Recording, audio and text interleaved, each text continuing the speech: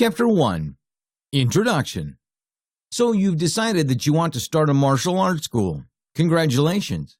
Teaching martial arts is fun and exciting, and it provides an important service to communities.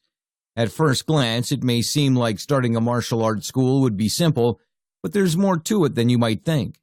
Doing some planning and thinking ahead about your martial arts school will help you keep things organized as you make your way through the process.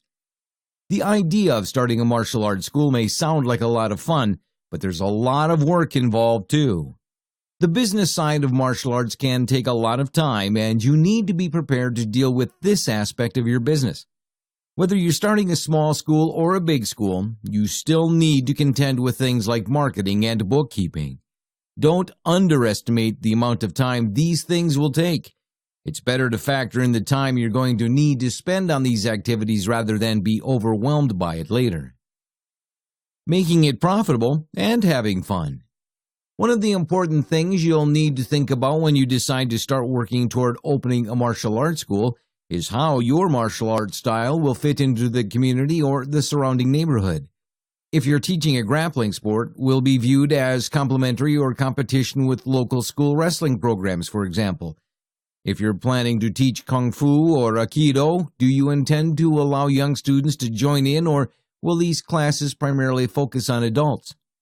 These questions are important because if you're hoping to turn a profit with your martial arts school, you may have to make different choices about the way you set things up to actually accomplish those goals.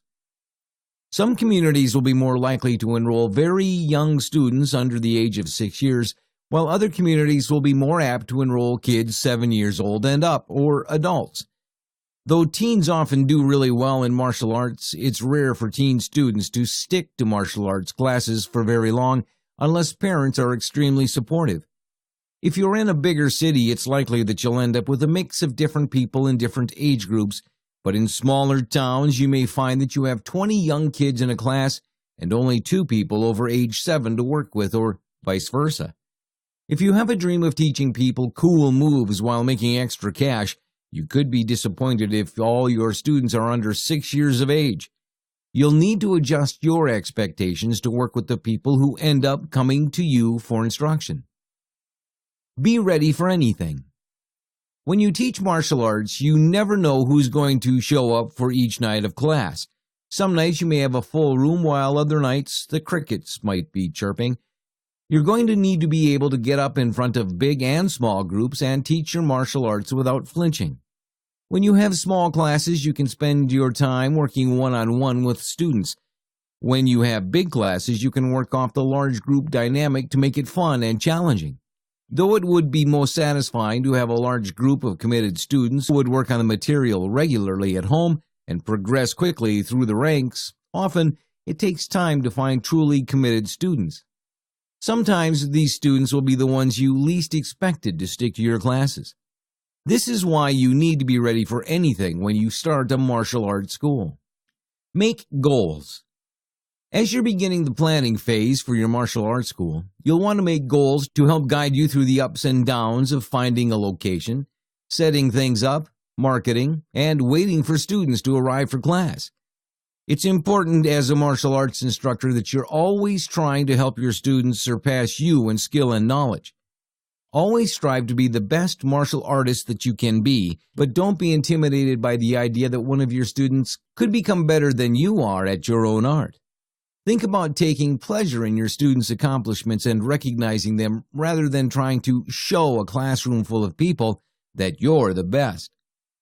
The most practical aspect of the martial arts is its functionality in self-defense situations.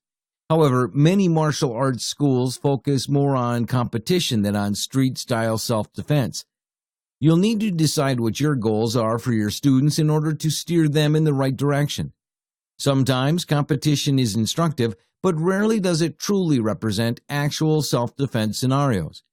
Having goals that are focused on winning competitions means that you're going to be training your students hard, doing conditioning, and probably requiring them to attend class more than once a week. In contrast, martial arts that focus on self-defense tend to focus less on conditioning and more on pragmatics.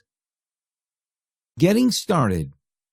It's easy to think about starting a martial arts school, but there's a lot involved in actually doing it. If you're ready to get started, then you'll need a notebook and pen to keep things organized as you put together the materials you need to make it happen. It's usually best to open a martial arts school in the spring or in the fall because people tend to enroll more frequently during these times.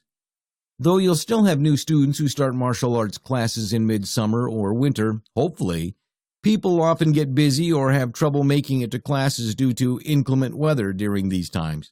So set your sights on opening your martial arts school sometime in the spring or fall.